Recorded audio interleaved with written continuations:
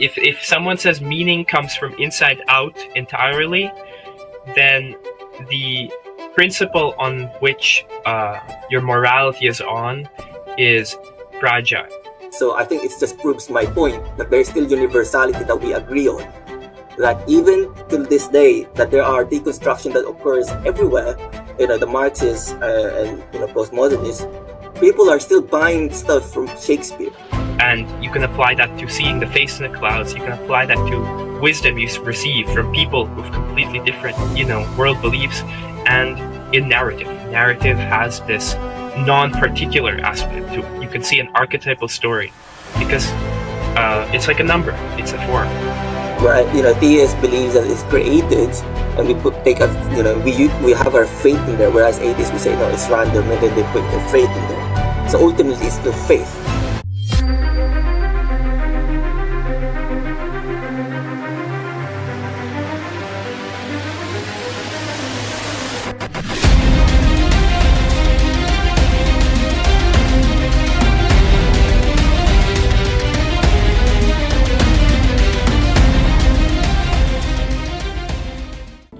Welcome, wonderful contestants, to one more game of Dragon Slayers. Today we welcome Tom, Luciano, and Max. So welcome once again, folks, to Intro to Nietzsche Part 2, game number 6. Here we go. Now we'll spin the wheel. And it landed on Tom. All right, congratulations, Tom. Nice. Huh? Here we go. We got these 6 topics: perspectivism, Apollo and Dionysus, phenomenology, God and man, Raskolnikov, and the brothers Karamazov. Which topic would you like? The brothers Karamazov. Absolutely. Yes. And the question is, what does the theme present in the characters of Ivan and Alyosha show that surprised Dostoyevsky himself as he was exploring some of the ideas that run parallel to Nietzschean thought in his novel? A. The idea that atheism has powerful arguments that should be embraced. B. The idea that being good but naive is ultimately bad. C. The idea that rationality by itself is not really sufficient for goodness, a participation in the good is required.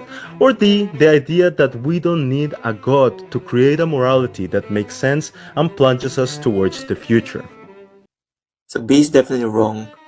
The idea that atheism has powerful argument that should be embraced. Should be is not really always correct, so that would be wrong. The idea that we don't need a God to create a morality that makes sense and plunges towards the future. I'd say, D is more of a Nietzschean thought. Now, but C is... The question is a bit, how would you say, very vague. So, there's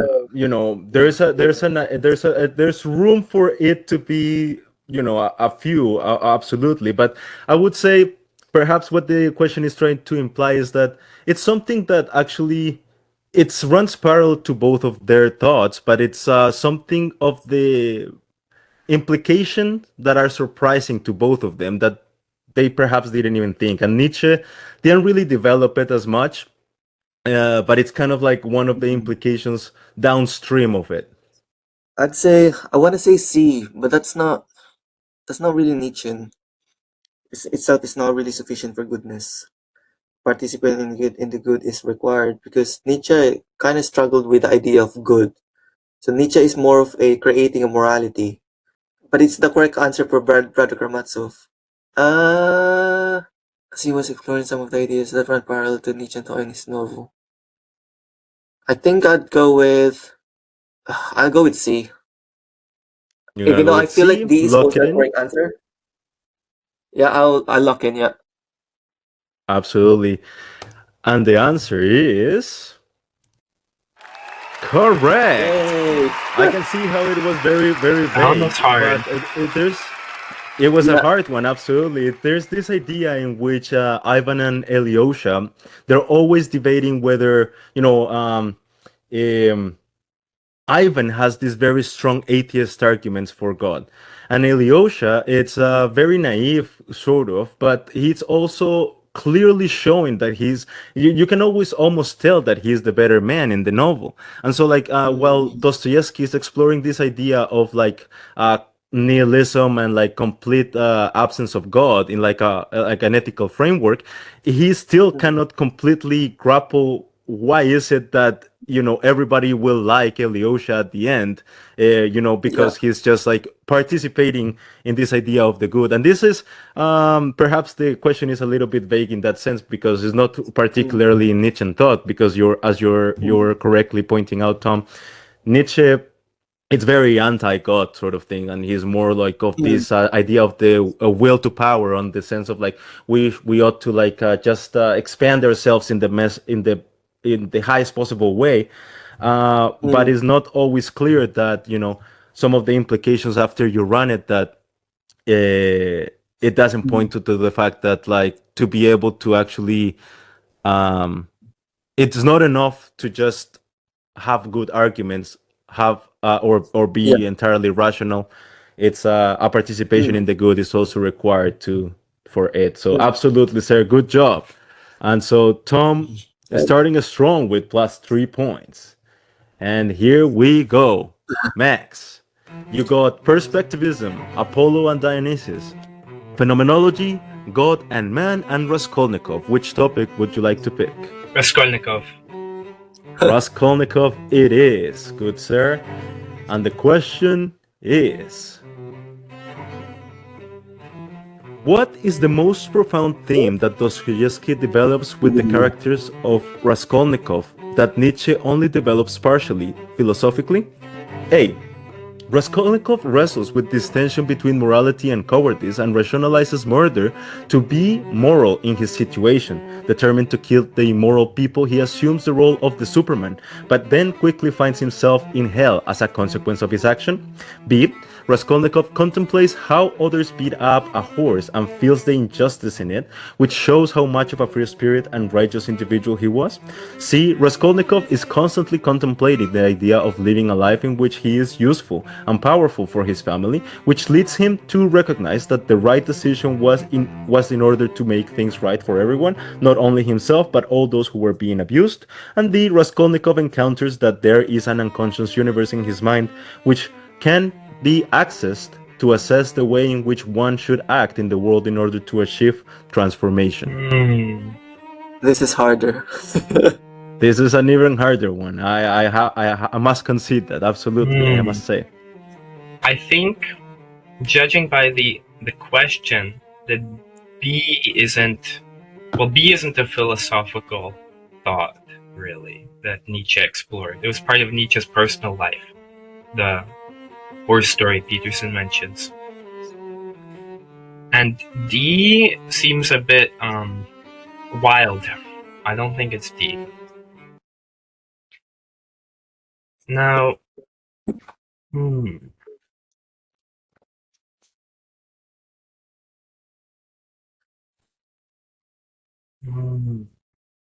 I'm not sure about C, because what I remember when reading it was that Raskolnikov was more using the fact that it's going to help the people abused and his family as justification to empower himself, rather than the main goal. I think it's A, but I'm not I don't completely agree with that characterization of the book, but I think A is the closest.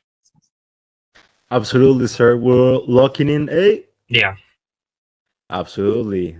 And the answer is correct, good sir. Okay. And I'm very curious to see what is it that you think about the characterization of the book, because it's very, very interesting as well, for sure, that there can be a multiplicity of different interpretations to things. Absolutely. So how did you what was the question you were saying?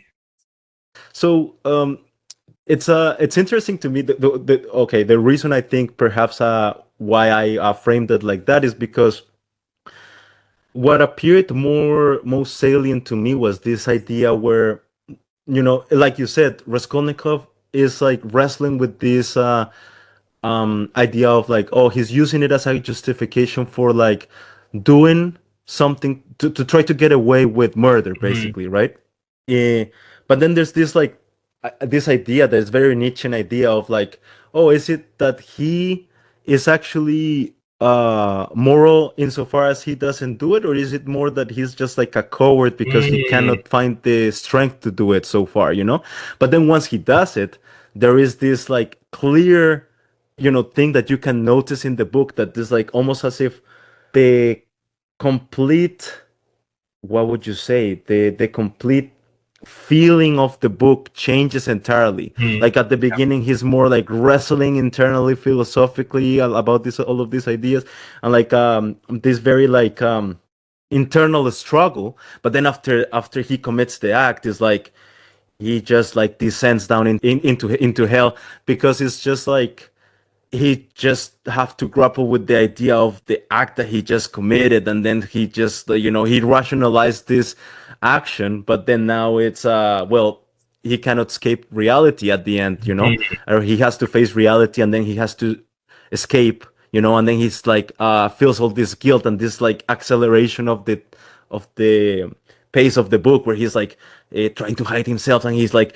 I need to make sure that these people that are coming in here that want to talk with the lady, they're not gonna come in, and like there's this Mhm. frantic feeling to it like immediately, and then so there's this like almost descent into madness like right after that. So that's why maybe perhaps it can be characterized as he's rationalizing this, but then immediately he basically finds himself in hell, because he has to, he cannot escape the fact of Mm. what he has done, right? Yeah. When you put it like that, I completely agree. Completely. Absolutely, sir. All right, well, let's see what else we have in here then. Tom, tell me, which one would Yeah. you like to go for? Perspectivism, Apollo and Dionysus, Mm, phenomenology, or God and man? I'll go with uh, Apollo and Dionysius. Apollo and Dionysus. And the question is, Nietzsche conceptualized the dynamism of Western culture as a tug of war between the spirit of Apollo and the spirit of Dionysus. What are these two fundamental human forces about? A. The spirit of war versus the spirit of rest. B. The spirit of rationality versus the spirit of emotional motivation. C. The spirit of dedication versus the spirit of luck. Or D. The spirit of coercion versus the spirit of artistic expression. So the Jordan Peterson described this as B, the spirit of rationality versus the spirit of emotional motivation. Although I kind of disagree with him, but I'll go with B because it's the topic of it's what Jordan Peterson said. Absolutely, we're looking in B, and the answer is correct, good sir. And you're absolutely right that there is a very, this is the thing with symbols too, because there is in fact like a multiplicity of interpretations as well, and symbols gather so much in them. So there's a sense in which like Yeah. a lot of the other, when I was creating this question, a lot of the other characteristics that I was trying to make it like a little bit vague so that it's a little bit trickier as well, could also Mhm. be ways in which those the spirit of those archetypes could also be expressed as, like for example, Mm. Dionysius is this emotional motivation sort of a spirit, but Mm. also at the same time could be conceptualized as the spirit of creativity as well, or the spirit of Mhm. well, also like what would you say, um appetite as well, like this sort of Mm. a sense of like trying to feel good and try to like consume Mm. things so to speak, but Hedonism. like, was that, Hedonism. sorry? Mm. Hedonism. Hidden, yeah, absolutely, yeah. That's exactly right. But it's not also in the sense of like it being necessarily entirely bad, but it does have those sort of like aspects Mm, also inherent to the idea yeah. of that sort of archetype for sure. Mm. And so So, absolutely. I've so Nietzsche laid this out in the Birth of Tragedies. And for me, my understanding of Apollonian art is more of beauty and more of Mm, statues, more of kind of like it's beauty, like expressive beauty. mm, It's not. I don't know. Maybe I've missed part of it. That might be rationalism, but I don't think Nietzsche. Actually, Nietzsche hated rationalism. Um, mm. I don't know if I'm wrong with that. Because he No, disagreed. You know, I think you're right to because conceptualize it like that. I think it's not trying to talk about rationalism per se, but it's more. I think when Peterson says that is the spirit of rationality, is more like this is spirit of order and this is spirit of like logic imposed on Earth, kind of like very structured and like hierarchies and like this structured way of seeing the world. You know what I mean? And I think like a way in which he expresses this in the lecture is like rationality, but it's not so much associated with the branch of rationalism because obviously we get into the whole Platonism and stuff like that from a philosophical sort of genealogy. I guess you could say, but yeah, I think what he's trying to express is this idea of like ordered imposition on the world sort of thing. yeah. I think order is Um, the right word. I think order because Nietzsche definitely hated Plato. He hated universality. He hated morality. He hated logic. He believes that logic is created by man. So I think, yeah, maybe order is the right word. Apollonian, yeah, but maybe I'm missing something that Jordan has read. So I don't want to say that he's completely wrong. But I'm just saying that that's just not what I perceive from reading Birth of Tragedies. But yeah. Absolutely, sir. Absolutely. Very, very good insights from both of you and comments on all of this. This is wonderful. I really, really enjoying this. Absolutely. And with that, Max, Yeah. tell me, what would be your pick next? We got perspectivism, phenomenology, and God and man. Phenomenology. Phenomenology it is, good sir. And the question is, which philosopher profoundly influenced Nietzsche in the phenomenological front by asserting that we don't see objects as a set of features, but rather as micro-narratives that serve a purpose to the subject? A. Arthur Schopenhauer. B. Ludwig Feuerbach. C. George Hegel. Or D. Immanuel Kant. I think it's Schopenhauer. I'll lock that in. I know Absolutely, it's not sir. Kant, and I'm fairly certain it's not Hegel. Mhm. Absolutely, sir. We're looking in A. And the answer is correct, good sir. Wonderfully, very well answered. Yeah, one of the works that inspired Nietzsche a lot from Schopenhauer was World as Will and Representation, which actually lays out this idea of representations in phenomenology, as in uh, things step in the theater of our imagination before we actually really see them in the world. So like things actually have a narrative that we understand them from before we even can conceptualize them as something. So yeah, this is wonderful. Very good job, good sir. And so Tom, tell me, we got perspectivism and God and man. Which one would you go for? I'll go with perspectivism. Perspectivism it is. And so the question is, what does the postmodern doctrine of perspectivism, strong in Nietzschean thought, suggest about epistemology? A. All points of view are equally valid without any claim of truth being superior to other. B. Perspectival knowing is deeper than procedural knowing. C. All knowledge and events are subject to a multitude of interpretations. Or D. All knowledge is relative to subjects' conceptualization of the world. It's definitely not B. It's definitely not. Oh, I don't know. I wanna say C, but it's a multitude of interpretation. All knowledge is relative to the subject's conceptualization of the world. Because that's also true. All knowledge is relative to the subjects.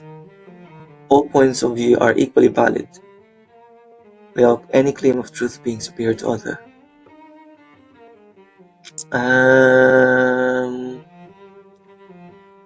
It's either C or D. I'd probably go with conceptualize. How is C different to D? All knowledge and events are subject to a multitude of interpretation. All knowledge is relative to the subject's conceptualization of the world. But isn't that relativism? All knowledge is relative to the subject's. It's not really. All knowledge and events are. I'll probably go with C. Because We're D is looking in kind of C. relativism. I'm looking in C, yeah. I might be wrong. Absolutely, sir. We're looking in C, and the answer is correct. Yay. And you're absolutely Really? right in your reasoning. Yes, because D is actually, in fact, that's the what separates perspectivism from entirely relativism, in the sense that perspectivism says we all have different perspectives of something, but there is a way in which, by adding different perspectives, we can have a more holistic understanding of the truth. Whereas relativism just says anybody, truth is just up for grabs for whoever, however the subjective experience is, and your truth might be different from my truth altogether. But from perspectivism is more like you have a perspective of the truth and I have a different one, and there's a big skepticism there, like where he says like we cannot really know truth in itself, really. We only can see it from our perspectives, our different perspectives. But there's this sense in which, by constructing, and grabbing from different perspectives, we can get like a little bit closer to the entire truth. But he's still very highly skeptical, and he says, well, we cannot really. That's not really like something that is doable, like ultimately, or practical ultimately. But there is a sense in which, yeah, you could understand perspectivism as that, like like having different perspectives on the same sort of phenomena. Absolutely. And with that, Max, we got God and Man. Okay. The question is, which thinker influenced Nietzsche in his proclamation of the death of God by suggesting that God was a creation of man rather than the other way around? A. Arthur Schopenhauer, B. Sigmund Freud, C. Immanuel Kant, or D. Ludwig Feuerbach? Okay. I think I could be wrong on this. That's probably the worst question for me. But I think Schopenhauer was a Christian. That might be a mistake. And it wasn't Kant. So I'm gonna go with Ludwig Feuerbach. That might be wrong. Absolutely, sir. We're looking in D. Mm-hmm. Okay, and the answer is correct, Oh, sir. good. Very good, very good. Process of elimination. Absolutely. I actually, I forget the name of the work. I should have written it down to be able to reference it. But yeah, it's absolutely Feuerbach. In one of his works, he argues that it's not really that God has created us, but it's more that God is a creation of the imagination of man. Mm-hmm. And from there, it influences Nietzsche in proclaiming the death of God. Absolutely. Mm-hmm. And that brings us to, all right, gentlemen, Wonderful. And so it's some time for some sparring. And here comes the dragon. So here's how it goes. We got these three different topics, and you get to pick whatever you want, and you can pick it like, you're gonna have several opportunities to, well, you're gonna have two opportunities each, and you can pick, you can repeat the question, you can repeat what your opponent did, but as long as you have like a maybe like a different way to to approach it, but it's just basically a sparring and debating with the dragon. So you're gonna pick one of these topics, and then I'll read you a statement, and then you're gonna pick a side, whether it is for or against it, and then we're gonna call in the dragon, and we'll have some sparring. Now, it's very even right now. So because Tom started, I'm going to pass it over to Max, and Max, you get your first pick. Which one would you like to go for first? Phenomenology. Phenomenology it is.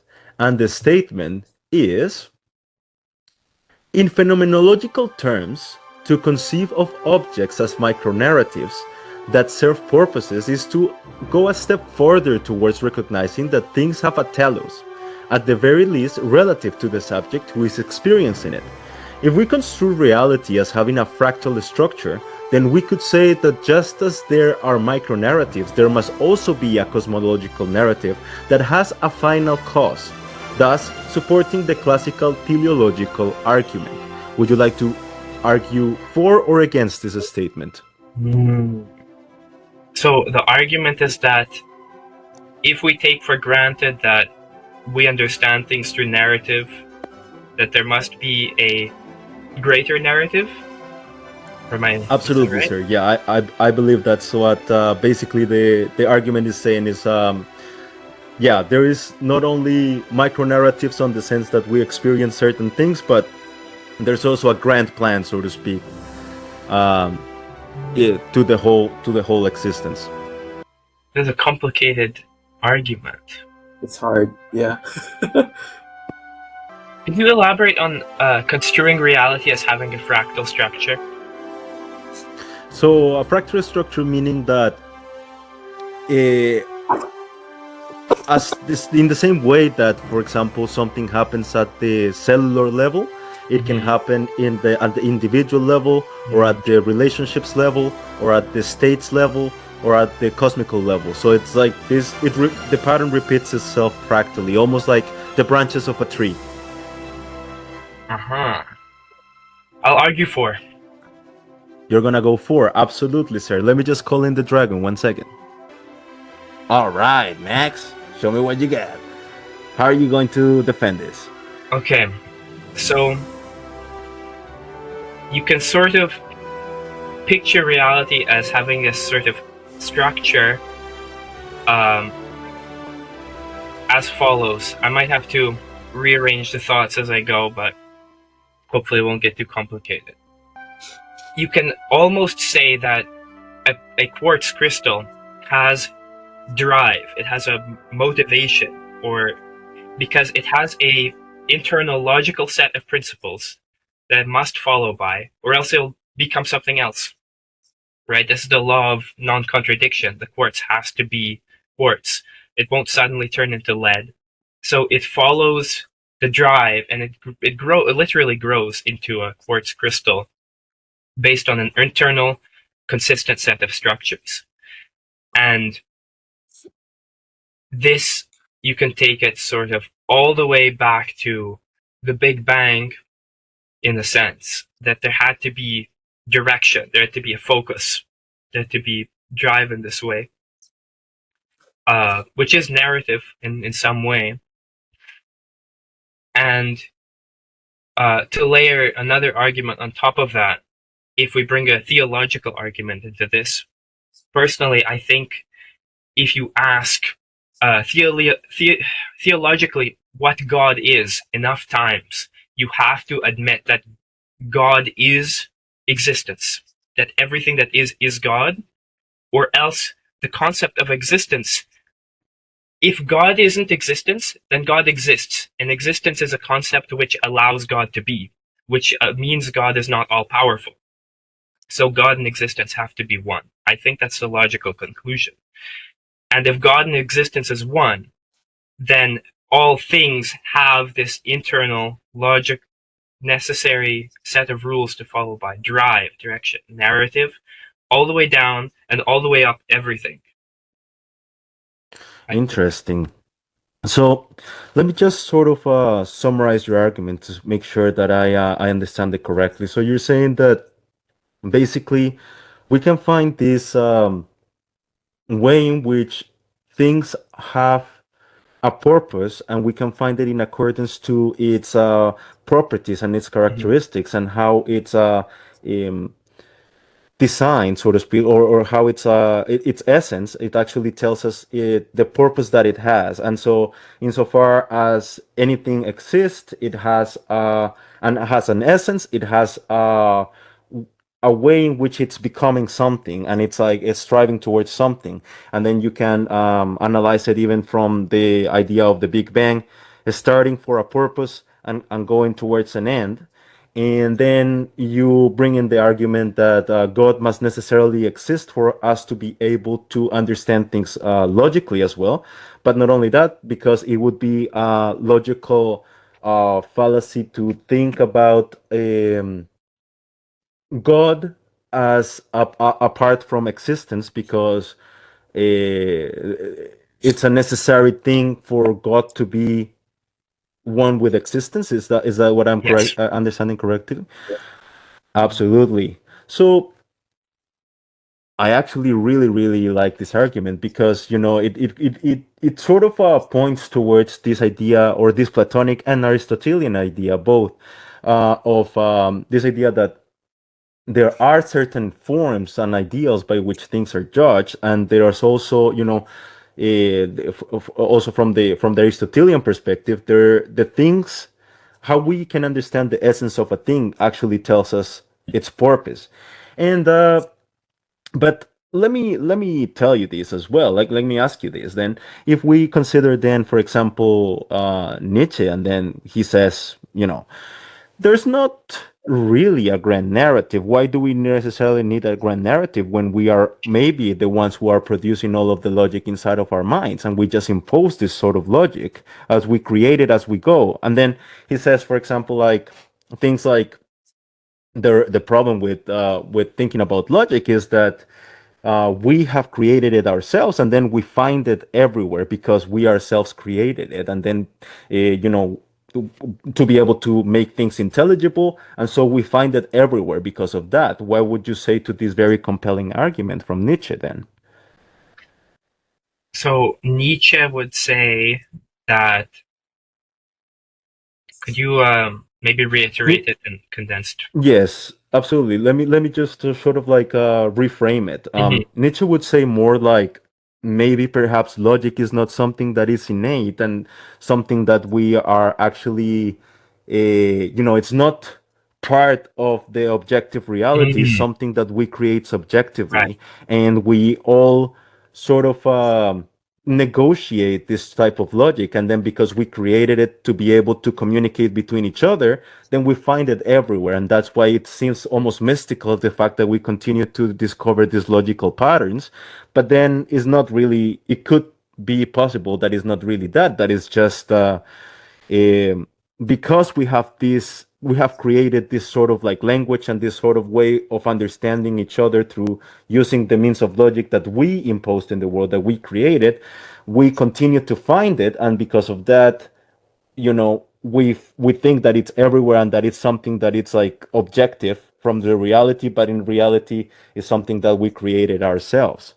It's a very, argument from very, from skepticism, from the point of view that, we cannot really know everything. Like, if you consider, for example, certain paradoxes, and then, those paradoxes, like, they just go on circles, like saying, like, for example, things like, the statement, I am lying. If I am lying, it's true, then that statement Mhm. is not true. But if it's not true, then I am not lying. And so it's like a paradox that it runs on itself. And then so those things cannot actually, they cannot be known, things like that. That there's certain arguments that cannot they're not intelligible even with our own, it's circular in that sense. We cannot really make sense of certain arguments like that. And so from that point of view, then maybe it's something that we create, and then we cannot really have an intelligible encounter with it. Wouldn't you say? So would you say it's correct that hinges on the concept that reality, what we experience, isn't self-evident? It could be a mirage, I or think not quite. perhaps. Well, I think perhaps Nietzsche would argue that it's not really something that we can know entirely unless we are um, experiencing the world in the in the most expansive way possible. So like Mm-hmm. more of this idea of I cannot really know what your reality or from your perspective from reality is. I can only know from my perspective. So it's very like a there's no sense in which we can collectively know something for sure, or at least that's what Nietzsche would argue. It's more that I ought to just think about my own purpose and my own way of creatively expand myself as much as I can without disregarding so much if there's any purpose or any meaning. I impose the purpose in the world. I put the purpose that I want to give the direction of my life towards. What I guess Nietzsche would say, why do we need an ideal to judge us when we can just find out for ourselves what things are good or bad from our own experience in the world, and just acting on the world and then seeing how the world reacts back to us. There's a lot of very complex layers. What would you say is the in a couple of words, the principle that's based on? Mm, let's see, maybe perhaps, well, this idea that we don't really need, well, from a Nietzschean perspective, would be the argument that perhaps thinking of reality as having a purpose that is God given Mm-hmm. could could some in a lot of times end up in um could end up in just making people complacent and not really actually thinking through what morality really is. And so there's a point of view where we can, like, where this argument is trying to say there are micronarratives. We could say perhaps the micronarratives are actually imposed by the individual into the world, and then that's where it stops. I guess that would be the Nietzschean argument, is that it stops at whatever it is that I impose the meaning on the world that I have in front of me, and there's not really a grand plan, so to speak, Mm-hmm. contrary to what this statement is trying to convey. Uh, I guess that would be the main counter argument to it. Right. Like, I guess You the know. question, the central question would be, why do we need a grand plan? Mm-hmm. Well, in a basic sense, um, if you don't have a grand plan, there's no guarantee that tomorrow will be the same. That tomorrow will follow the same uh, rules of physics. But the problem, which Nietzsche correctly identifies, is that you kind of have to take this as a matter of faith. And Dr. John Vervaeke talks about this. Relevance realization is somewhat unsolved. Narrative is what's relevant to us. So I think there's maybe I can approach it from a different angle. For someone who um, is a skeptic and believes that sort of that there is no great narrative and that meaning is purely subjective. This is there is no that's right. If someone says meaning comes from inside out entirely, then the principle on which your morality is on is fragile. Because if you can say human life is the moral principle, we're saying human life has value. That's a moral principle. Because if you say human life doesn't have value, you're a nihilist, and why live? So you have to start on kind of on faith that human life has a value, and this is not um, a narrative that's applied. It's we live in a transjective world, as a Vervaeke would put it. Um, I think that's how I would address it. The world is transjective. Value doesn't appear inside out. It doesn't come outside in either. It's through mutual transformation. It's through that relationship with the world, which you have to take for granted that it will stay the same, that the laws of physics will stay the same tomorrow. You take that on faith, and you have a transformative relationship with it, and you cannot arrive at the idea that human life has value uh, in a vacuum. I put it that way. I see. I see. That's very interesting. So your argument hinges on, um, you know, recognizing that there has to be a shared meaningful experience between all of us, because otherwise then the laws of physics wouldn't apply. There is some type Mhm. of um, inference that we get, that we're able to do as we continue to study the world, and then we're able to communicate that, and then we are able to abstract laws of physics that actually help us to develop different technologies and things like that, but not only from the ontological perspective of studying the world, but also from the perspective of even morality and even like human value. There's something that makes a human person innately valuable, that, you know, if we were to consider only the subjective experience, and then there's a subject that disregards the Yeah, value of human life, then we can then it's easy to descend entirely into nihilism when we think like that, because then anything exactly. goes, and then there's nothing to ground a sense of like direction, not only for the individual but also for entire communities. And then you bring this wonderful argument of Rebecca that perhaps it's not entirely that it's completely a, you know, top down, that we all you know, impose meaning on the world through our own minds, but it's also, you know, bottom up, and it's this you know, like there's also an objective reality out there that we can experience and get, and learn from. And then there's this relationship between these two sides, and then that's the way in which we're able to move forward in the world. And that's a very, very good argument, I would say.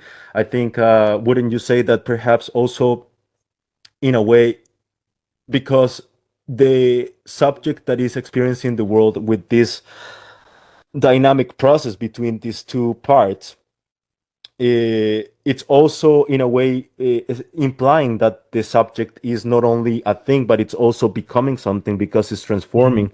And because of this transformation, it's also implying that there is an ideal to be attained, Mhm. to strive towards. And that's like this process in which we're all going. And I think that is a very compelling argument, absolutely. But let me just press you a little bit more in just one last thing, and say, for example, that, well, you take, for example, in postmodernism, thinkers like Ayn Rand and Philippa Foot, which say, like, well, you know, there might be an idea in which there is a sort of like ethics that we all can share, but not necessarily has to be part of like a grand plan or like an objective thing. It can also be subject to the characteristics of every species, and what is good for an organism can be completely naturalized, and say we can say, well, what is good for an organism is what is that what fits to its essence, but also what helps it flourish. And then we can completely naturalize it from that point of view. We can also at the same time dispense with this idea of the transcendental, of the need of this transcendental being to give us a purpose, in a sense, like from if we try to naturalize ethics. I think that perhaps is one of the consequences of embracing the or embracing in a not fully understood way the Aristotelian empiricism, because I think that Aristotle doesn't really, it doesn't reject the idea of a god necessarily, but there's a lot of people, a lot of thinkers across through time that actually pick up Aristotle's metaphysics to try to argue themselves out of the idea of a creator, like thinkers, for example, like Rand and Philippa Foot, that they pick up the project of Aristotle, but they just say like, oh well, we can dispense entirely with this idea of a creator or a designer, and we can just understand it entirely just from the bottom up characteristics that we can study from each organism, and then we can derive an ethics from that. What would you say, about this? Because there's a way in which we could understand it completely secularly, and the grand plan, doesn't necessarily need to, from that perspective, need to be from the perspective of a god, but just pure evolution driving, what is good, basically. Well, I'm less familiar with Philippa Foot, but Ayn Rand, I could find the quote, essentially describes the transjective relationship in terms of how we find truth. She didn't believe in a subjectivism at all, nor although it's called objectivism, she didn't say that the world has meaning without us. That is impossible. Yeah, And there is a sense in which her objectivist ethics implies this idea of the subject also having an experience in the yeah, world, but also a reality from which it makes meaning as well, right? So there's this same yes, idea of the transjective that Vervaeke points out. Absolutely. yes, But I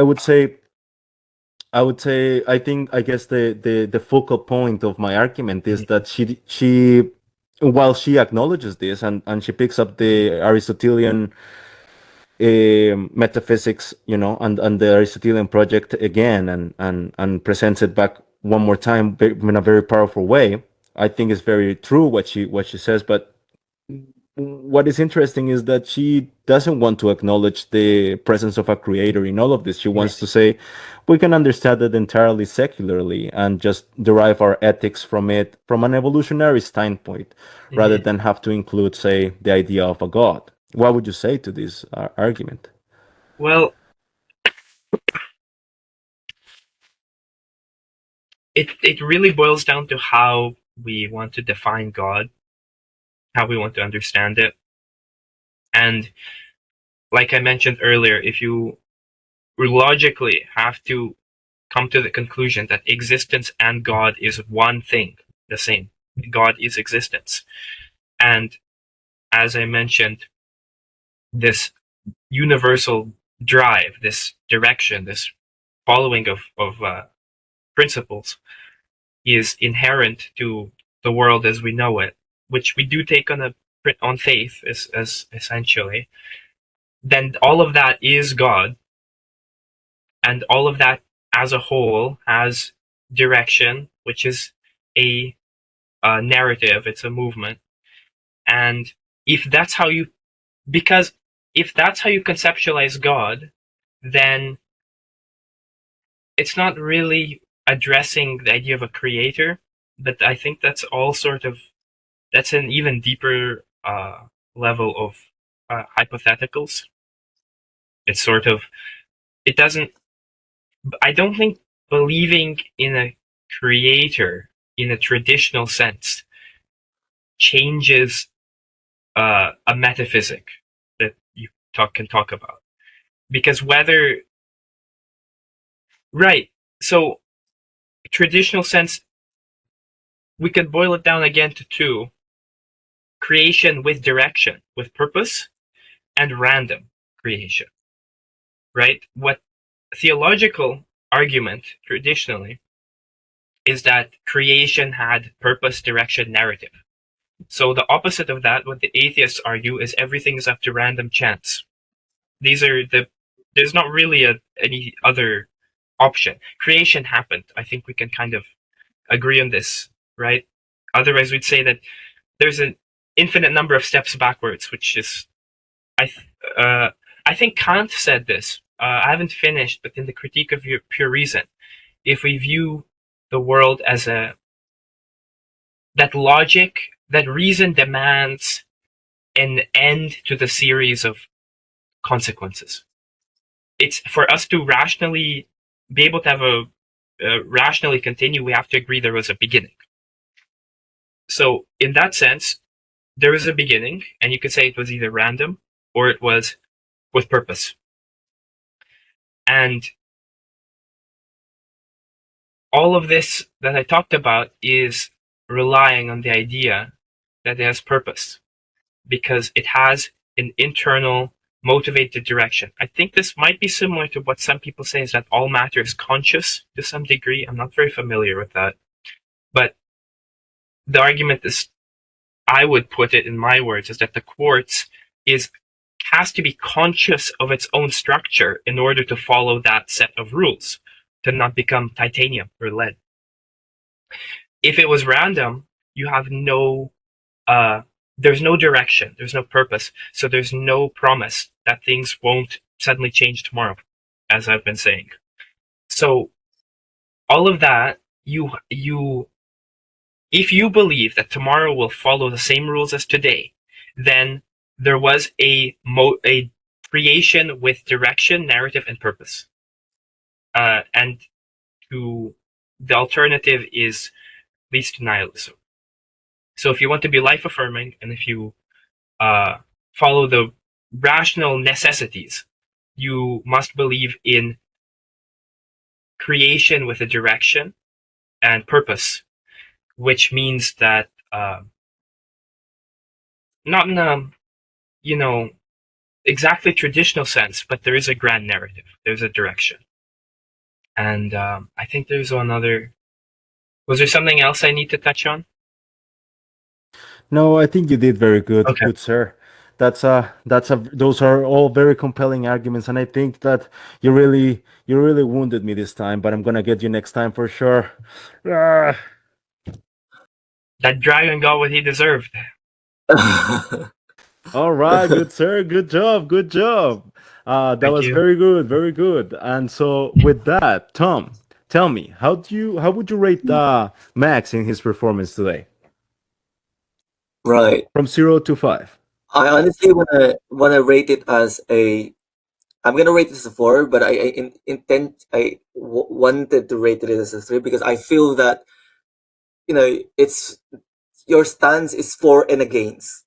It's like it's not. It's a really hard question. Like I Yeah. don't even know what this means. So, but I think it's just the reason why I'm giving you a 4 is I learned a lot, and you obviously have read a lot, Thank you. and the ideas that you've laid out are accurate, and I've some of them I've read, which is true, and there's you expounded it even for me to learn, like the Kant quote that I think I've read that somewhere in the pure reason, but but it's true, it's a true quote by Kant, and you applied it with this question, so that's why I'm giving you a 4. But I feel that Thank you. I could have given you a 5 if because it kind of shakes a bit Yes. on where you actually stand. Okay. Yeah. Absolutely. Good job, sir. And so, Max, tell me, how would you rate yourself on your performance this time? Hmm. Originally, at the beginning, before your second question, a 2. But I think it came together on upon the dragons. Sorry, second question. So I want to say I don't know if I can give myself half a point, 2.5, or I should just go 3 Yeah. because Well, let's just go three. Let's just go three. okay, Absolutely. I think it was kind of not structured enough. I've thought about these ideas enough where I should have been able to layer it more and have the convergence at the end. But so I don't think I did amazing presentation wise, but I'm confident and happy with those concepts. I think you did very good. Good, sir. Very good. That's wonderful. And so, with that, we are heading over to Tom. Tell me, Right. which topic Dostoevsky. would you like to pick? Dostoyevsky, absolutely. Dostoevsky. And the statement is the fact that Dostoevsky was able to explore themes that even surprised himself, because they would show patterns that go contrary to his own beliefs, is one of the reasons we could say that there is an ultimate objective value structure. And this could be linked back to the classical understanding of Platonic forms, which gives all things an ideal to be judged accordingly. Would you like to argue for or against this statement? I'm going to I argue for this question. Yes. Absolutely. Let me just call in the dragon real quick. All right, Tom, show me what you got. How are you going to defend this? Yes. So I honestly, when I first read the question, I don't think that Dostoevsky did explicitly say that he was surprised himself that he found these truths whilst reading it along the way. But I'm gonna share from my point of view, my experience when I started writing, that it is actually true. When I started writing a novel, which is about 20,000 words now, I reread what I've written, and there are some foundational principles that is what that are true, that was been said in ancient philosophy way back in Plato, and I wrote this in the post in the card. It seems as if there's a universality of ideas, and the universality of these goes along with Platonic forms. Now I can't prove it, obviously. I can't falsify it. I can't, like a scientific evidence structure and systematically analyze and say that is 100% true. But I think it's kind of like an a priori and or unconscious. What's the Jungian term? An collective unconscious thing that we just agree on things when there are some ideas that we just have this resonance, like collective resonance to it. So hence why I would say it's true. So Dostoevsky, the reason why I'm agreeing that Dostoevsky, even though he didn't explicitly say that, is because the history of Dostoevsky, he was writing for money. At very first, his novels, he was writing out the deadline because he needed money to fund himself. So I think there's a motivation there, and he was rushing. He was rushing the articles, and he's whatever he was writing before. But then we read it now and we enjoy the literature and profound morality, investigation that done that even contributed to the idea to psychology, and even to morality, and we can ground that to way back to Aquinas and um, um, theology, Augustine, and this goes back to Platonic forms of universality of like a hierarchy of thoughts. So yes, that's why I agree with this statement. Absolutely. So let me just make sure that I understand the argument correctly. So you're saying there is a sense in which these ideas, these patterns, these these symbols, they continue to appear throughout all ages because they are part of like an objective structure of reality that it's is not necessarily material, but it's actually abstract. The most real things are the abstract forms that actually gives judges any other things through these ideals. Understanding it from the Platonic perspective, and then these sort of archetypes continue to make themselves manifest throughout like existence throughout the ages in different works of art and in different like lives of different individuals and so on. And I think that is a very compelling argument. Absolutely, sir. But how about this? Let me see. There is a way in which some people have argued this against and say that, for example, what could it be the case that maybe we are the ones who are imposing these archetypes and we're fitting them to ourselves? Like maybe there are some things that maybe we just invented one day and then we continue to, you know, find them meaningful, but not because there is like a meaningful reality that we all share, but more that we just in each one of our subjective experiences we found it valuable to continue to go through life, and so we just incorporated those things and allowed them to guide our lives, and then we just continue to create more and more works of art that continue to reinforce this idea in the I guess in the collective unconscious of people, but not from the point of view of like you know platonic form realm, but more on the sense of like it's just like a feedback loop between like the, say for example, artists or people putting out all of these stories out there, and then those stories influencing the individual, and then continuing to have an impact in their psyche, and then continue to produce more works of art and continue to go like that, like it's like a more of an evolving thing, like a thing that is evolving through time and that we're all constructing together, rather than there being an idea that it's a determining the value of all of these things and determining like the structure of all of these things. Mhm. Yeah, absolutely. So my answer with that would hit on multiple. Forgive me, it's gonna be multiple layers. But I'm gonna start with Dawkins, because he said in Outgrowing, or it might be in Delusional God, he said, if you were born in India, you'll be a Hindu. If you were born in Europe, you'll be a Christian, most likely gonna be a Christian. If you are born in 20th century UK, you'll be an atheist. So to some extent, yes, there are some concepts environmentally and socially and culturally that affects our ideas. Um, Additionally, there are arts right now. You can see arts compared to the romantics, I forgot the year, the impressionists, and way back, with the marbles that, with back in the Italian Roman time, there's like a structure, whereas now it's quite abstract. There's no there's no structure, there's no order, because it's postmodern interpretation now that we have, like philosophy, that is being drawn to our art. So yes, however, I don't still I still don't see. First of all, we can't prove that.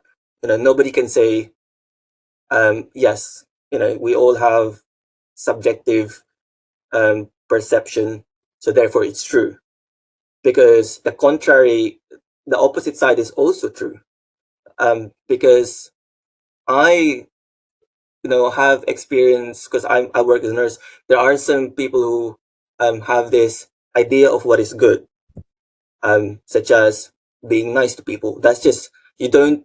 It's kind of like an a priori. It's kind of universal that we have. It's good. It's nice to be nice to people, right? So we don't need, to be born in elsewhere. Like, we don't have to be born in a certain location to be for us to know that that's true. And it's also, I think it's more on. I'm gonna use percentage on this one. I think it's more. It's more. it's more universal than it's not universal. But I'm not denying that it is can be subjective. Um, it's just based on my experience. Even though I'm here in the UK, it's quite an atheistic. In London, in London City, is quite an atheistic area that I'm in.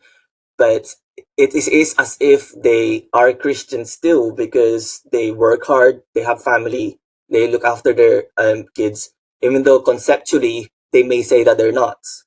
So I still cannot completely disprove the universality or theory of forms of structure of orders of conception. Um, so I think I'm gonna be going the stance that it's more structured than not. I see. I see. So basically, what you're saying is that there's a sense in which, even though we have all different subjective experiences and we have some environmental uh, what would you say, implications to the way that we develop, that doesn't change the fact that we act out patterns and that we have different things that are able to guide behavior, but not only behavior.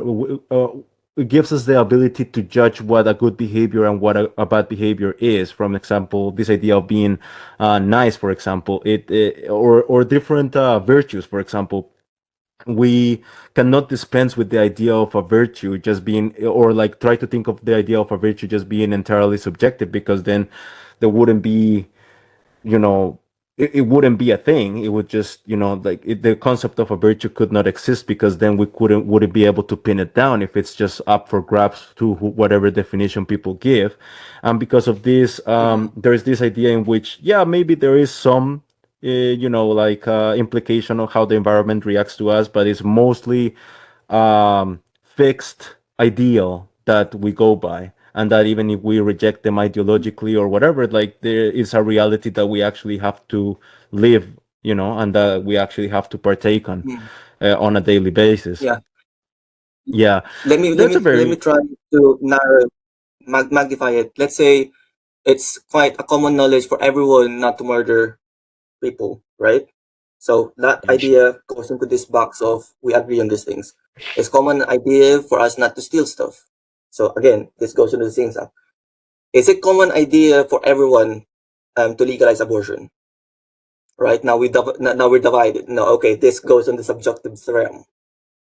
Is it and so on and so forth. So I think it's more universal rather than subjective. But there's still definitely the subjective um, clash that goes on here. But here we kind of agreed on these things. Even if you live in Muslim or Islam, because I work with a lot of Muslims, they still have that you know that concept and morality in in that area without knowing Christianity. Let's say. I see, I see. And Mhm. there is a sense in which, I think that those are very compelling arguments, and but let's approach it from this perspective, because what would you say, like you said, like I thought that you made a very interesting observation about like the evolution of art, going Mhm. from a point in time where it was very structured and it was very purposeful, trying to show beauty in the world in different ways, like from a very romantic perspective, like romanticism appearing and like trying to um, try to Mhm. use our faculties to try to replicate the beauty that we can experience in reality. And then as it evolves through Mhm. time, then we get to more contemporary times, and then it's this type of complete disregard with beauty is more this aesthetics of shock, or this aesthetics of the smooth, where it's more about like having a reaction out of the subject. But then what would you say then, if that is the case, if we judge something by its ideals, why would you say that these works of art in more contemporary times are actually Well, why do people maintain them? Why do people continue to enforce, and endorse them, or like celebrate them when really they are entirely, they are descending towards an entirely meaningless form of expression, where it's always just trying to, you know, dispense with the idea of tradition and try to just make people shocked, but it lacks something more transcendental into it. It's just all trying to deconstruct everything more like because you get to, for example, to cubism and surrealism and things like that, and then it's just like, hey, look how much I can just like deconstruct your cognition, deconstruct your whole perspective, your the whole um, contact with reality, and then construct it back in like a way that is completely random, and then you can still get meaning out of it. You know what I mean? It's like look how much like I can like go to the edges of like what we understand as something coherent, and I can just completely put out there something that is almost on the edge of I guess would you could say as psychosis experience or as a schizophrenic experience, but then people still sort of like applaud it and like continue to uh, buy into it. Why do you think Mhm. that this phenomenon because of exists out there? because of power. No, I'm joking. This is gonna Marxist exploitation of the man. No, no. I okay. So, I do believe that there are minorities who are loud. There are majorities who are silent. So whenever I go to because I go to church shop a lot, there's a lot of books that's being sold there. The feminists, let's say, I'm not against feminists. That there's some, the feminists that are still there would still be there after few, after months. Whereas if you put in a Homer book there, after 2 days, that Homer book is gonna be, it's gonna be, bought. Same thing with the old classical worth of books that's being sold there, and that's from my empirical evidence. What we see in the social media, I think it's not an ideal representation of reality. Again, people are louder, but that doesn't mean that it is more valuable, to say. So people, it's still in the past. People nowadays still value the one in the past, as you have said. And I think what your position now is going to for this statement rather than against it. So I think it just proves my point that there's still universality that we agree on. That even till this day, that there are deconstruction that occurs everywhere. The Marxists and postmodernists, people are still buying stuff from Shakespeare. Like if you go to a Shakespeare here in London, if you go to a Shakespeare theater, people are still gonna, it's gonna be sold out still. But if you go to a feminist one, how many people are gonna buy that, right? So I think that's more empirical evidence that people still have that, like natural, not even natural. It's more of, what's the right word? Like a universal and collective, as Jung would say it, consciousness, universality that we all agree on. So therefore, I think this statement is much more truer than the opposite. I see. Yeah, those are very wonderful Yeah.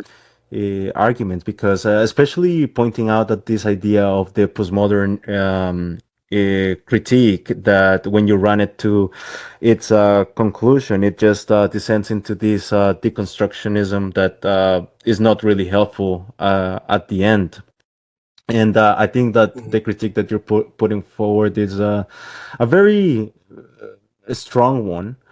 Um, Especially because there's this idea where you're recognizing that people are able to recognize beauty and continue to crave it and continue to seek it, and Mm. to the extent that beauty is actually as Blavatsky puts it as well, beauty prepares us for the truth. And so when we are able to recognize something as beautiful, we are implying that there is something fundamentally true about reality that we all share. And so those are very good Mm. arguments, sir. I think you got me this time. I'm gonna I have another example, if you don't mind. So let's say Christianity. Before the Catholic, because I know that I'm not sure if Max is a Christian, but I think most of us have grew up in a Christian background. You know, in the Catholic times, Martin Luther posted in 95 theses of the corruption of the church. Like everybody just went on to Martin Luther, right? So, and then we have now the post, the atheism movement that occurred, and kind of reconstructed that, and that now people are now going back to the church. And I think people say, well, that's just subjective. That's just people's own interpretation of what is true, what is not. But I think it's something more of the corruption that the Catholic Church has underwent, and the corruption of the Lutheran Church has squared, and now even though the atheist is to be the beacon of reason, now it's becoming a bit more meh. Now people are going back to Christianity. I think because it's I understand that Christianity has interpretation of us, different interpretation, but there is like a true kind of like Kantian. There's phenomena and noumena, and this is the truth, and we have interpretation of that truth. But there's actually truth. So if you're more closer to that truth, and that kind of like fits with all of us universally. So sorry, I've extended a little bit my argument. I hope that that kind of helped a little bit, but Absolutely, probably sir. not. But yeah. No, that was good. I think you got me this time, but I'm gonna get you next time for sure, Tom. Ah. Yeah. All right, good sir. Good job. Good job. That was a very good sparring. But with that, tell me, Max, how would you rate Tom's performance? It made me think a lot, so it was very good. And it made me think of a different perspective of how I would have defended it, which would be different, which I thought was very interesting. I think it was, for my taste, a little bit too much of how do I say this? To be completely honest, that's fine. I think this could very well be hypocritical, but then you should take off points off of me as well for that. I think it relied a bit too much on um, examples from personal experience. Yeah. That was it. They're falsifiable, but not directly in the process of this conflict of the battle with the dragon. Mhm. So, not a big problem. Not a big problem. Mm. I think I can't quite put my finger on it, but something, just something was missing. It's almost a 4, but it's 3. It was very good. It made me Absolutely. think a lot. It made me think a lot. Absolutely, sir. No problem. And tell me, Tom, how would you rate yourself on this one? Yeah. No, I agree. I think there's a lot of personal experience there. But I think I could have expounded it a little bit, and then I think it's a bit too, not too muddled, but I think it's a bit muddled. I could have systematically, logically, addressed it from multiple angles. I probably would give myself. It's quite revealing of me if I say so, right? I go with a 4. So because Absolutely. if yeah, I'll give it a Absolutely, 4. sir. I No mean, I mean, problem. No it problem. does, yeah, I yeah. Let's go with a absolutely. 4. No, that's wonderful. I think it was good, very good. With that, that was a wonderful performance from both of you guys. We got one more round going over to Max, and then after that, Tom. So tell me, Max, would you like to go for perspectivism, phenomenology, or Dostoyevsky? If I pick Dostoyevsky, it will be the same question. Yeah, if you pick pick Okay. Dostoyevsky or phenomenology, it will be the same question, but you can argue it from a different I'd like perspective. to do Or Dostoyevsky. I've had thoughts and it was very interesting, so I'd like to do that. absolutely, sir. Here we go. And so you know the statement, the fact that Dostoevsky was able to explore themes that even surprised himself because they would show patterns that would go contrary to his own beliefs, is one of the reasons we could say that there is an ultimate objective value structure.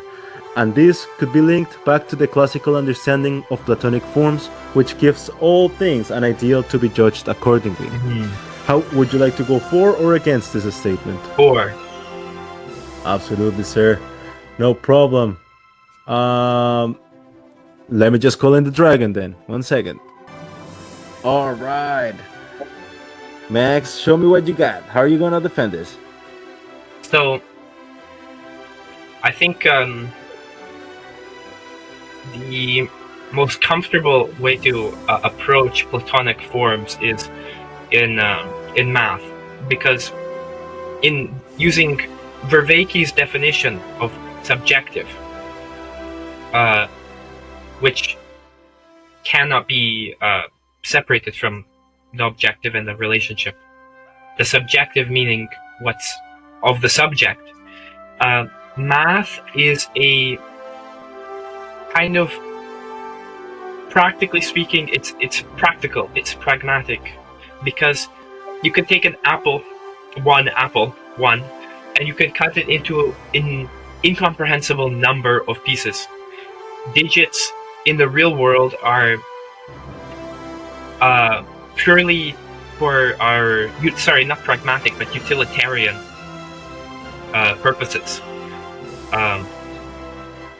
Because you can divide anything into an infinite number of, almost an incomprehensible number of parts. But we're not going to debate that the concept of the number one is flawed or doesn't exist. It's very precise, it's very easy to defend. So, with that being the case, and it's something we can't exactly find in the real world, the concept, the true one, or a real or perfect circle or a perfect triangle, you sort of excuse me, you can approach this from the direction of that being a Platonic form. And you can extend this and to say, when you see a face in the clouds, you've never seen that face before, no one else has. That's unique and appeared. And it's not a real face and it's going to disappear. But you, just like you could say one apple, you could say this formation, the shape, this was a face. Because there's something that you are going from the subject. You're able to understand that's a face, really, with not a lot of reference, not a lot of I guess inference from participating in the real world. I guess you can sort of apply Kant again a little bit, that we are born with set number of with a limited capacity to sense experience. We can only see so many colors. We're not going to learn to see a new color. You're born with that. So you can kind of think about this, that this concept of a face precedes particulars. It precedes particular faces. And that's really kind of what a form is. It's a non-particular. It's a non-conditional. It's the face, let's say, the form of that. So you're able to cognize this form of a face and say, this cloud, this looks like a face. And so, okay, this works for numbers. This works for a face, right? Why not a narrative? Why not when you read a story and you recognize a pattern? And I was thinking about this. Maybe it's, subjective, that when you're reading a book, you think, oh, this is an archetype. This is archetypal. Maybe you read a book similar to this before and you're applying it. But no, because it's the same thing as when you see that face in the clouds.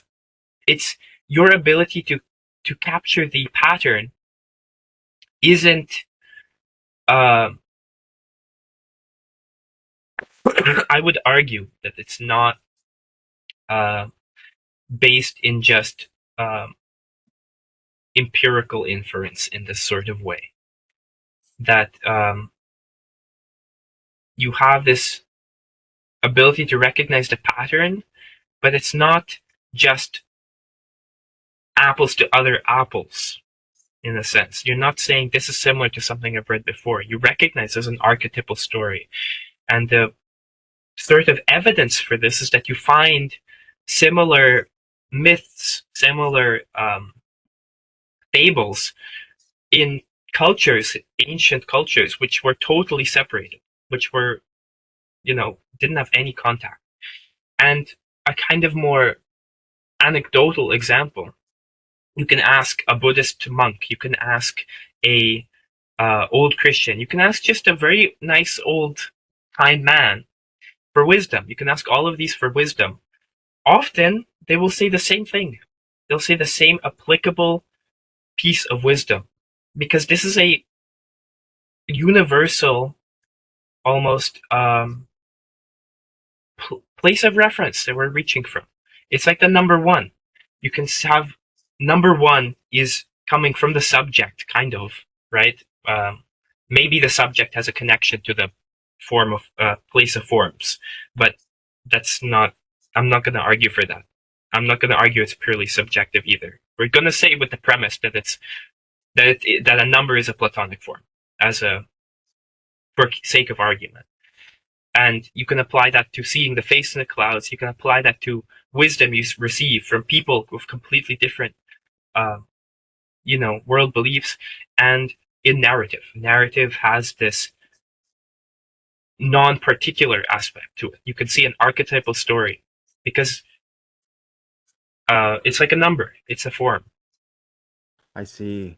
It's a very interesting argument, and I think it's it goes back to the to the rationalist tradition, but also to the Aristotelian sort of strand from it, placing this concept of the forms within our minds, accessible to us immediately, and from there being able to categorize all of these things, a priori, but also, being able to, experience the world and make inferences from it. But, I guess the classical, a skeptical argument for this would be that if there's no mind, if there's such a hypothetical scenario where there is no human to experience the number one, let's say, what does that make, like, is that make any sense anyways? Like, I mean, like, does this exist outside of like any human mind then? Like, how can we even like conceive of the number one if there is not really a mind to actually understand what a number one is? I think that's a paradox, because to think what did people think before there were people to think is impossible. There's no value without people at all. So, and I actually made a post on the quad about maybe it was a comment a while ago, where I argued, I think this is quite maybe a bit unpopular, but I think you could argue that without people, there's no recognition of God's goodness. You can't. God isn't good without people, because the only point of view of understanding we have is as us as people, and to picture value, time, or anything before that is impossible, because there is no one to have that opinion or value before then. It's just paradoxical. So maybe that's to some extent conceding to the dragon, but I think the dragon is also in an inarguable position. There's nothing there. It's just sort of, I think it's a bit, it's an impossible place to stand, that point of view. I see. So there is a sense in which, like, what you're trying to convey is also that, it goes back also to the theological, perspective from Christianity, in a way of understanding man's creation as being an image of God, in the sense that it has a purpose of, I guess, fulfilling the will of God in that sense. So, like you necessarily almost have to link them together to be able to make a reality intelligible.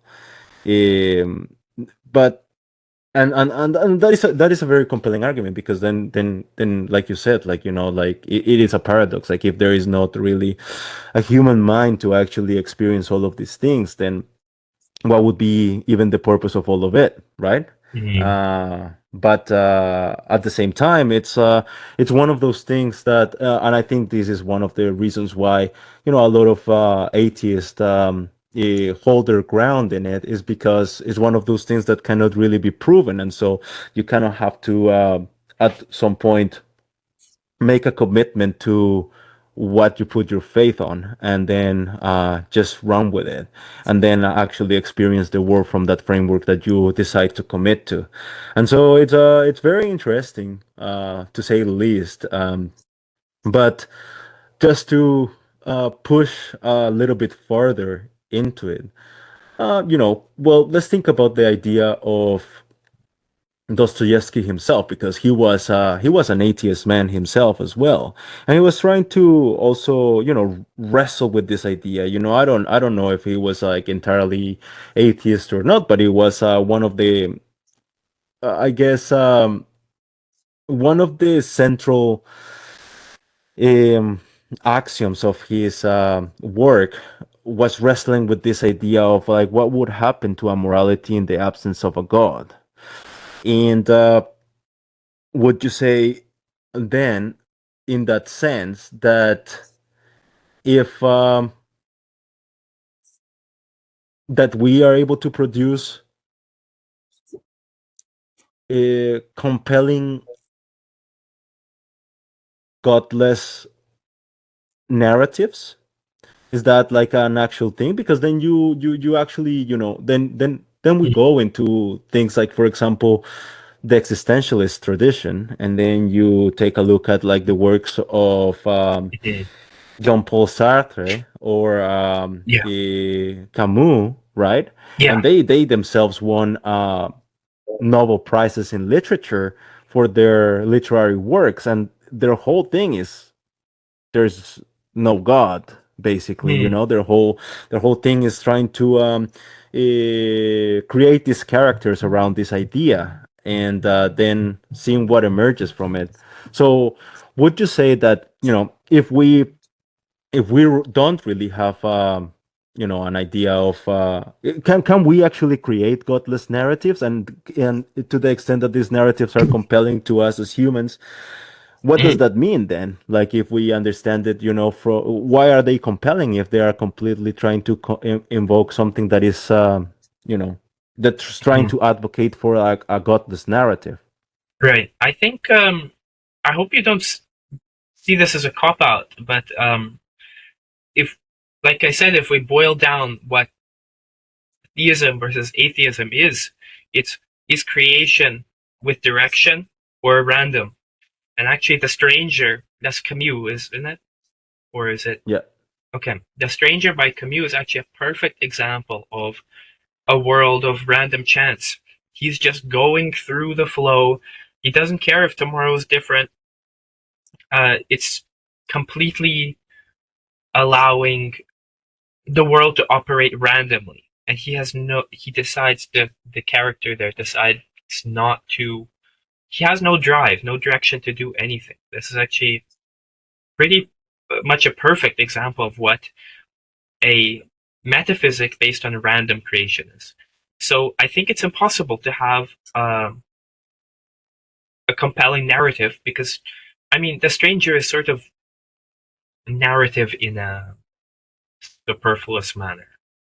Um, things, just events happen. It's a series of events.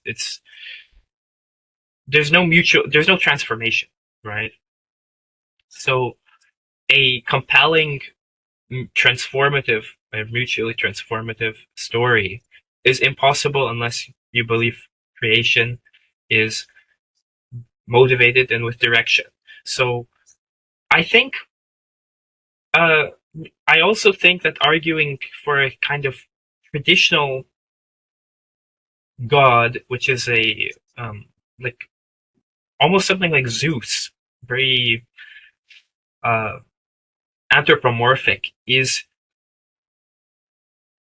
not what the question you posed was getting at. It's not saying, do we need a father in the sky in order to have morals and good narratives? I don't see how that's a you can hold that position very comfortably at all.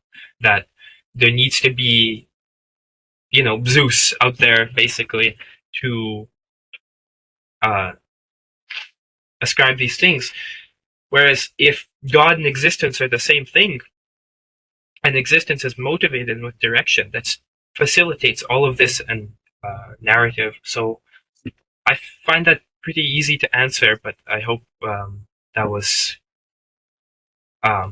See, that acceptable. that was So very to good, sir. reiterate, I don't think it's possible to have narrative without God. Absolutely, that was very good. It's very interesting. Perhaps maybe what makes narratives such as the existentialist narratives compelling is not so much the fact that they are pointing at like a meaningful structure, but more the what happens really, Yes. like on in this like descent into the abyss, into Mhm. nihilism, and then it's compelling because it's just I guess like this tragic story of what happens when we don't have any meaning in our lives. And that was very good, sir. I think you got me this time, and I'm gonna get you next time. All right, good job, good sir. That was very good. That was very good. And so with that, Tom, tell me, how would you rate Max's performance in this sparring?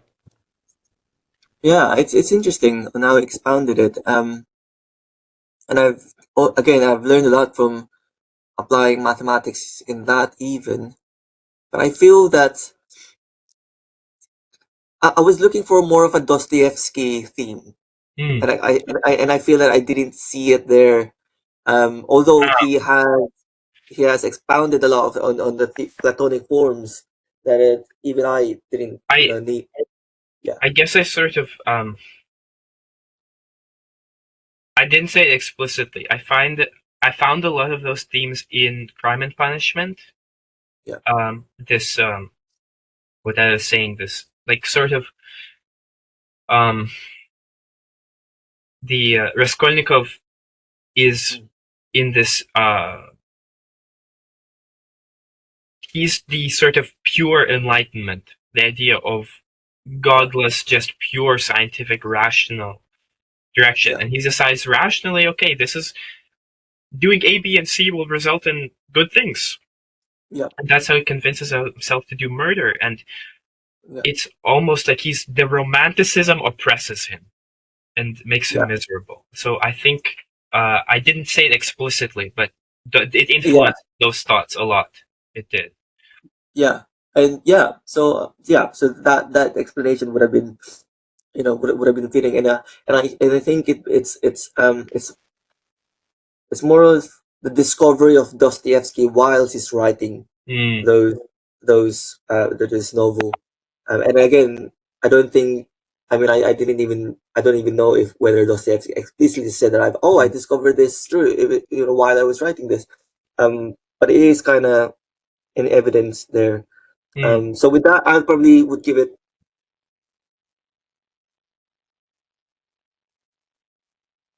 because I find that your answer previously is much more better than this one. Oh, really? Okay. Yeah, like Uh, your phenomenal answer mm, was much more better than this one. So I just based on mm. that comparison, I I probably don't would want give to. this one. I don't Yeah, want to sway your vote because I already conversed with the dragon. Just again, one last No, thought. no, no, no, no, Again, please, you can deduct a point for me having to add no, after no, no, that. no. I No, think but I yeah, think just short idea that I think it's writing and discovering something in that experience. It's like painting also. yeah, Painting and seeing a picture emerge that surprises you, I think is not all too dissimilar to seeing a face in the clouds. That this can emerge in this way. yeah, yeah, yeah, yeah. I can go on with that. Uh, Mhm. yeah, it just made me think. Yeah, no, no. It's still I just find that the phenomenal for me specifically the last thing that you said there, it's much more not even compelling, but it's much more. Yeah, it's much more. I would say it's much more better than this one. Mm. But that's not to say that it's that I'm downing it for um just because I wasn't satisfied. But I find that the last one is much more better than this one, so I would give it a 3. Okay. Just because of that Absolutely, reasoning. sir. Sounds good. Perfect. And Max, tell me, how would you rate yourself on this one? Um, I hope it's not too egotistical, but I was thinking I would do.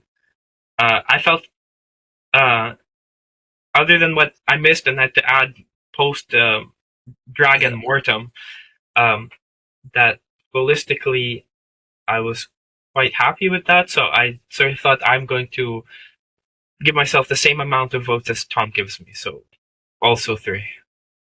I hope that's not Absolutely, sir. No inflating my problem. point count. No, I'm definitely much more narcissistic, so No, guys, I think you both are doing great. This is wonderful, wonderful. And with that, we're head over back to Tom. Tell me, Tom, yeah. which one would you like to go for? We got again perspectivism, phenomenology, and Dostoyevsky. I want to go with perspectivism, however, because I already feel that I can answer more phenomenology, and I don't want to just take the risk for perspectivism. So let's go with It's up to you. phenomenology. Let's go with Phenomenology it phenomenology. is, good sir. Absolutely. And Right. so, the statement is in phenomenological terms to conceive of objects as micronarratives that serve purposes is to go a step farther towards recognizing that things have a telos, at the very least, relative to the subject who is experiencing it. If we construe reality as having a fractal structure, then we could say that just as there are micronarrative, there must also be a cosmological narrative that has a final cause, thus supporting the classical teleological argument. Would you Right. like to So go I'm for first or gonna against define. this statement? I'm gonna go Okay, for this one.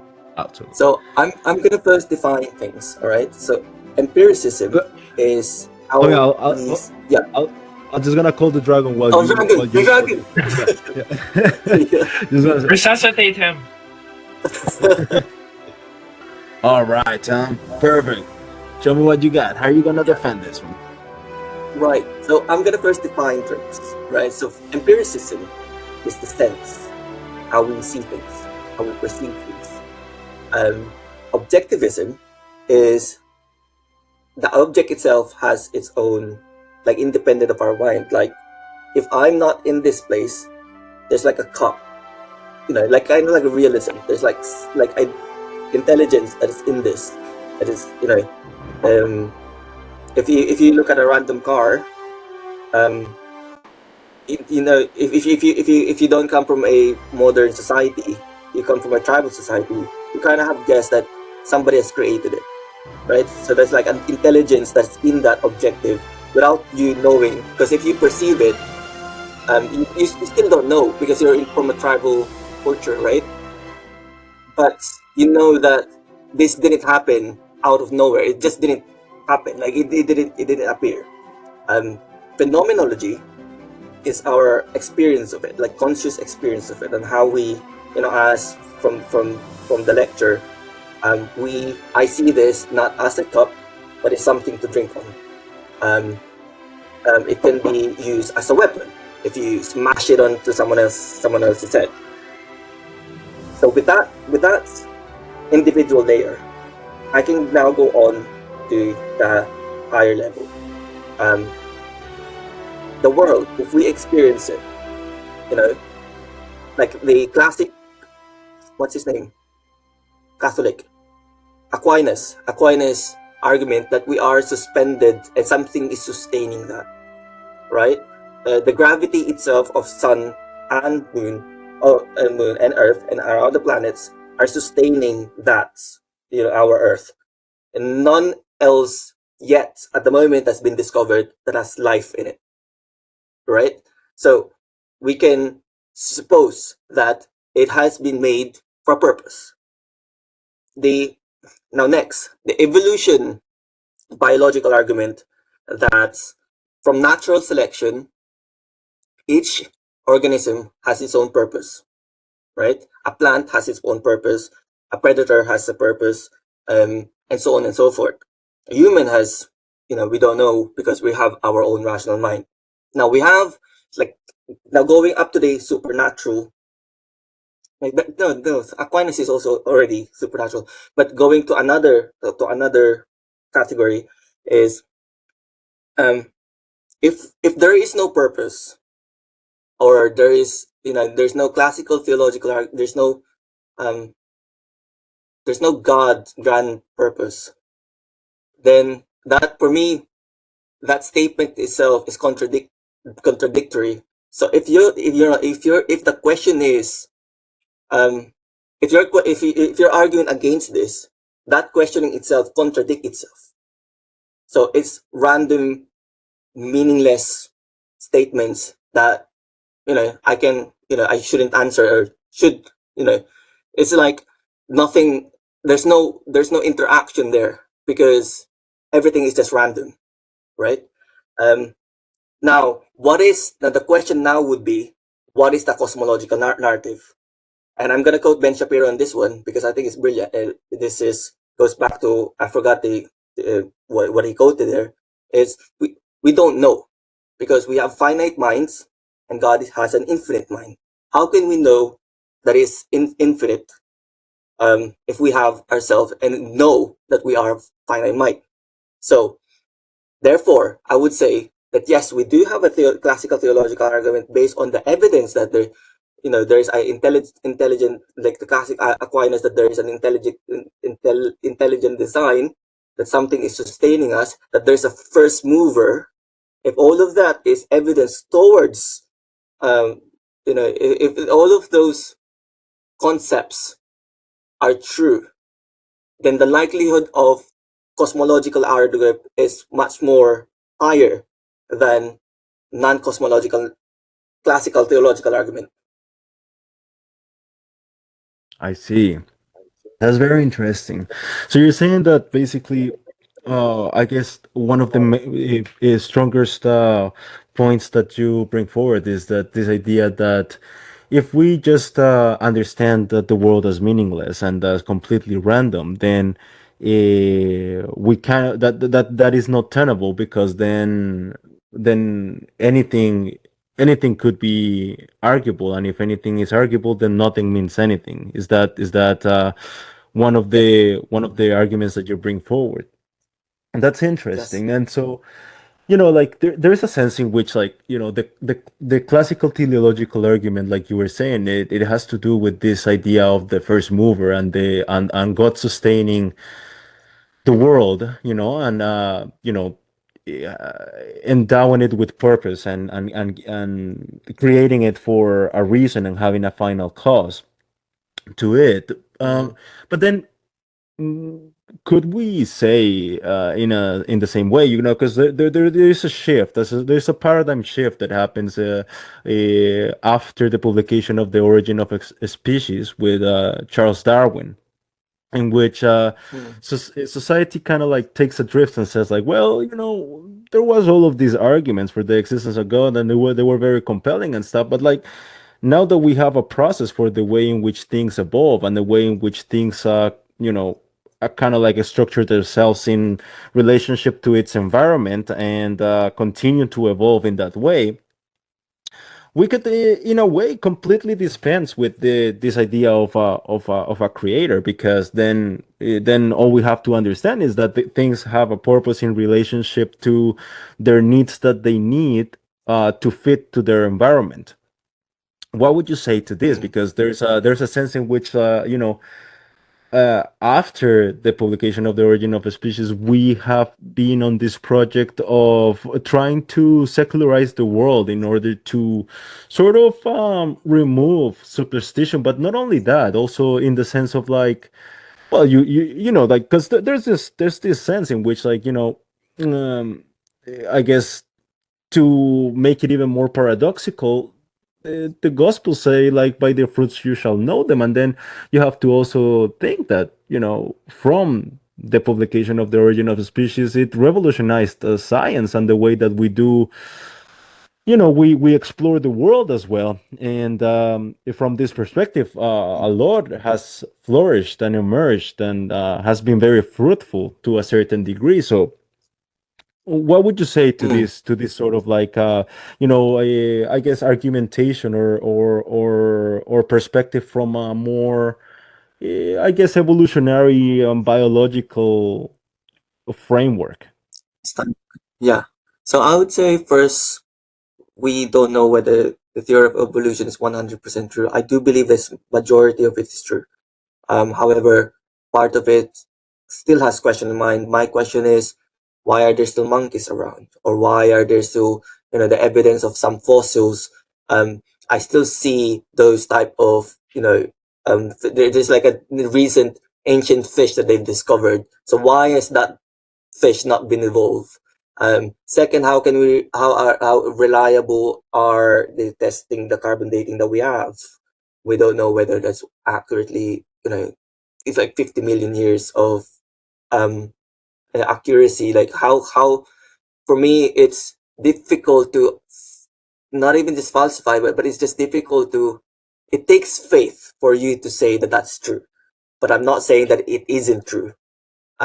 Because I do see realities of microevolution, such as if you go up, north, people have lighter skin. If you go to the near to the equator, people have a darker skin. Or same thing with, if you go up north, the furs of the animals is more thicker than the ones in the south. So to some extent, that's true. If you see an animal, a predator in the forest, is much more muscular than someone who's not, because obviously, if you're preying on animals, you have more proteins and all of that. So I do believe that that's it's consistent to how I see. Not just me. If you pointed out about my subject, I shouldn't be more subjective. How we see the world. Um, However, it still is a question in mind. So that's my first um, con- uh, rebuttal to that. My second one would be, it doesn't explain. It doesn't completely explain on purpose. It just describes things. Like, it's just describing on random natural selection, but it still doesn't say, you know, because I find, like Max has said earlier, it's either you say random or it's creation.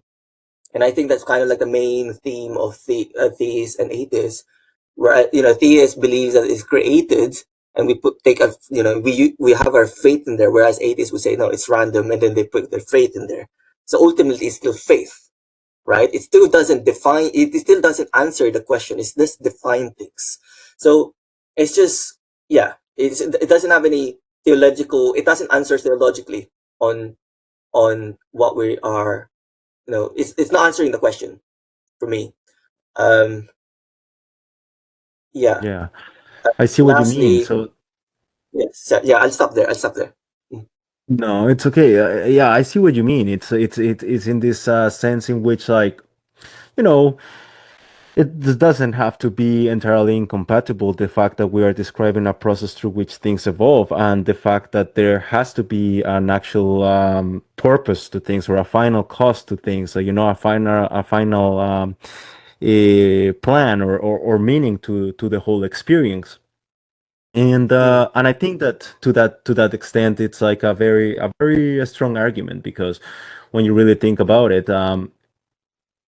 it's one of the ways in which we also descend into nihilism. Like, after we embrace this idea of everything being completely random and not having any type of purpose.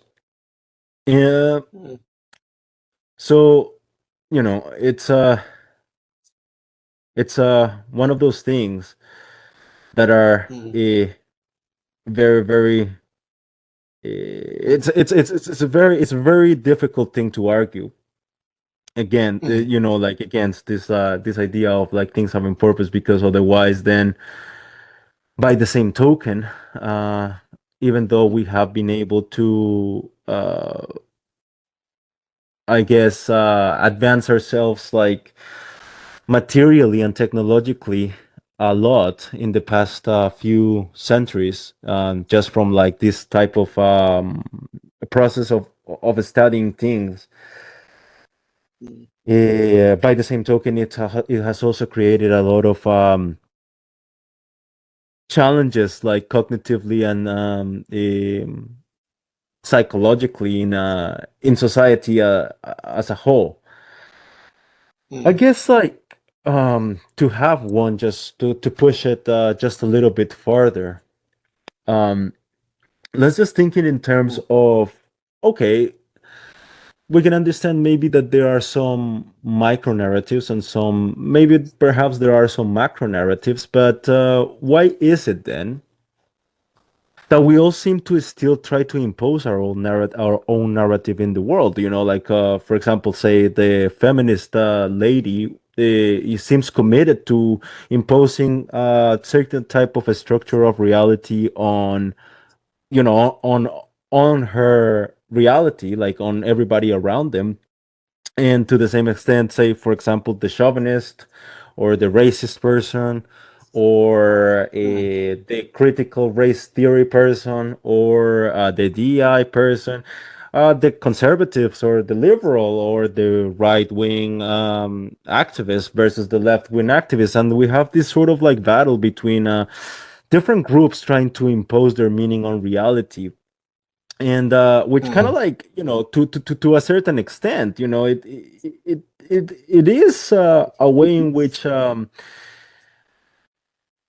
it affirms this idea of different perspectives, and this also idea, the very Nietzschean idea as well, of this battle of like imposition of wills of different, like, you know ways of conceptualizing reality, and trying to impose that imposition of the will from one individual to the other. Um, mm, what can we say, like, to this mm, to this because, like, like, in a sense, like I said, like, there's these micro narratives in the way that we interact with things, in the way that we experience things, and then there might be a global purpose. It's hard to like pinpoint, like, to a specific evidence for that entirely. Like, as we were saying, perhaps it has to do with faith to a certain extent, and then once you commit to it and you can learn from experience, maybe you can commit even farther to it. But there is undeniably this way in which, like, as people commit to different uh narratives, and then they try to impose mm. them on reality, there's this battle between them that happens, like, culturally. What can we say to this? Um, the easiest answer would be free will. We all have free will. We can decide whatever we want. We can believe with God, or we can believe in randomness. It's up to the person. Why is that though? So Nietzsche, it's because we're in a Nietzschean course. Nietzsche says something about the slave to morality. We act morally. No, it's a criticism to Christianity. We act morally because we obey the authority rather than understanding morality itself. That's the sin of Adam and Eve. They took the knowledge of good and evil. They want to become God, and the sin of that is pride. You try to create your own. Not. It's like indirectly saying, "I want to be, knowing good and evil, because I want to become like God." Because that's the sin of Satan. Sorry, the temptation of the serpent to Adam and Eve. So, um, so my criticism to that is no, but that's my rebuttal to Nietzsche. So what? So what if we obey, right? And I think he forgot that critical question. When you're writing an essay, you should, you know, have those questions. Why? So what? So what? So what if we ought to obey rather than understand morality? So hence why we have fragmented um, ideas and narratives. Now, I would say morality is much more different than epistemology or reality itself, because morality, as the Grand Inquisitor, when Ivan was laying out the most powerful case against God, the child, the girl who was tortured by the parents, and the parents celebrated to it, and the girl died. Alyosha responded by kissing Ivan, because to hear Dostoyevsky saying that morality is much more complex than epistemology and reality. So you know with whatever is going on with our the feminist morality or the DEI morality, we cannot say true false. It's kind of like goes in between them. So, but ultimately, sorry, I muddled myself there. But ultimately, it's it's um it's free will that allows the fragmentation of it. It's not. It's yes. It's no. It doesn't. How would I say this?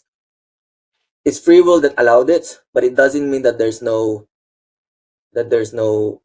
um that grand cosmological narrative. It just means that they went away from it, but it's still, still an absolute good that people are off or not off. Sorry, are that can still be recognizable. I see. See, that's very good. That's very compelling as well, because it kind of points at the fact that um, even if they have we all have for us to be able to be free, we must have a choice, and that actually makes us moral agents to have a choice, to choose between good and bad. And also, to the extent that there, if there is a cosmological narrative, a grand plan, and to the extent that we don't adhere ourselves to it, then I think it was very insightful you bringing in the story of the fall, because it's exactly that pattern. And then, to the degree that we don't align ourselves to that grand narrative, then we are putting something lower at the top of our hierarchy of values. And then necessarily there's going to be a place in which our narrative doesn't match the world, and then there's going to be a fall that we have to experience. That was very good, Tom. And you got me this time, but I'm gonna get you next time. Ah. All right, wonderful, wonderful sparring, Tom. And with that, tell me, Max, how would you rate this performance of Tom? Solid 3. I Solid think, 3 it is. yeah, I think it wasn't as compelling as your previous thoughts personally. Meaning it didn't there was a lot of concordance with what I was saying, what I believe, but there are certain parts which um, I think I think you just maybe had a bit of difficulty proposing them um, in a confident way. Yeah. I'm sure if you had time to think about it and rephrased it, I probably would give it a 4. No. But as of now, the ideas proposed weren't I don't know, this sort of as engaging to my philosophy, I guess I could say. Mm. But Mhm. they're interesting. I think if you're interested, you can, and if you think about it, you could send me a message on Peterson Academy Mm. later with that rephrased. I'd be interested. Mm. Thank you. Mm. Absolutely. Very good, very good. And with that, Tom, tell me, how would you rate yourself on this one? Yeah, that's true. I'm, with Augustine and Aquinas, I still struggle to kind of have a concrete answer when I use, his Darwin Origin of Species. I mean, I don't even know if the monkey example would be appropriate for that. I don't even know. I'm just thinking out loud that there might be some explanation to why there's still monkeys around. Um, but I would say overall the concept is there, and I think it's the right concept. So and again, I'm narcissistic. I probably give it a 4. Um, but it's true. There's a lot. There's still a lot to there's a lot of polishment and refinement and reading articulation that I still definitely have to do. Absolutely. So would that be a 4? Yeah. 4? Okay. Absolutely, sir. No problem. And with that, that brings us to the end of the match for today. Today's winner has been Tom with 23 points. Very, very close, actually, against 22 for Max. That was very, very good. I have to say, so this is basically the leaderboard. This shows the top 5 participants for now. But then with that, here I will add Tom as the king of PA for now, holding the crown, at least for now, until next time when we gather again together and we go through this one more time, and then we continue to rack up our points, and we'll find a king, a philosopher king for PA for the season at the end of it. And with that, I thank you so much, guys, Thank you. for Thank you so joining me much. today. Well played. It was very fun. Yeah. I really enjoyed it, and I'll see you guys very soon.